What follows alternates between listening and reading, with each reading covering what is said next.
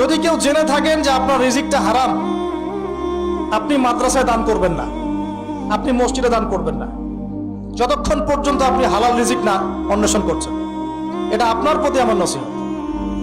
আপনি দান করলে হয়তো আল্লাহ কবুল করতেও পারেন, ওটা মসজিদে ঢুকে যেতেও পারে, মাদ্রাসার ছাত্রের পেটে চলে যেতেও পারে, কিন্তু এর কারণে ইলমের বরকত নষ্ট হয়ে যাবে। মানে হালাল হারামের তোয়াক্কা না করলে ইলমের বরকত নষ্ট হয়ে যাবে। আমি নিজেও তো ফিল করতেছি যে আমাদের তো সব দোয়া কবুল হচ্ছে না।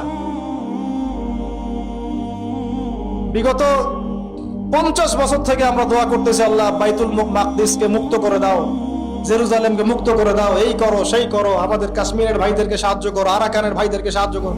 কি আপনি কি দোয়ার কোনো আসার দেখতে পাচ্ছেন? আমাদের দোয়ার কোনো আসার কি দেখা যায়?